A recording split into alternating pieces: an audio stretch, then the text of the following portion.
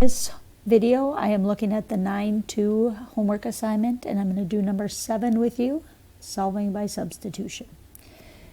So when we look at number 7, again, our main job to start with is to figure out which variable and which equation we want to solve for first. When I look at the first equation, I see a 3x and a 6y, which means there's multiple steps to solve. But in the bottom equation, I see an x kind of by itself. So I'm going to solve the second equation, x minus 5y equals 23 for the x. Now, in order to do that, all I have to do is add 5y to both sides. So I get x equals 23 plus 5y.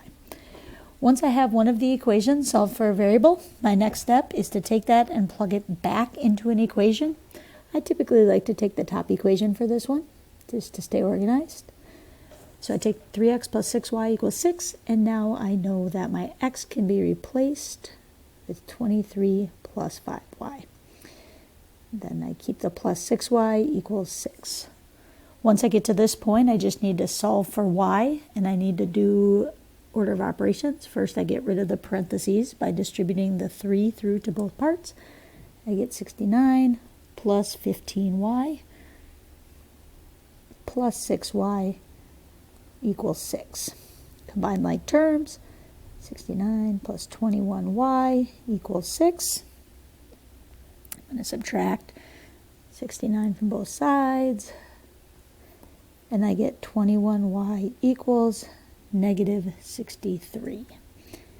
When I divide by 21, I get that y should be negative 3.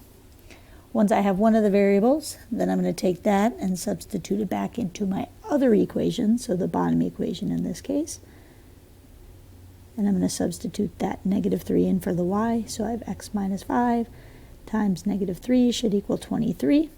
Negative times a negative is x plus 15 equals 23. Subtract 15, and I get x equals 8. Oops. So I believe my answer is the ordered pair 8 comma negative 3. But before I do that and write that out, I'm going to check it. And again, I need to check that in both equations. So if that is the case, then if I plug in 8 for the x and negative 3 for the y on the left-hand side in the top equation, I should in fact get 6. So this gives me 24 minus 18, which is in fact 6. So it works in the first equation. Then I take the second equation, x minus 5y equals 23. Plug in the 8 for the x, then negative 3 for the y.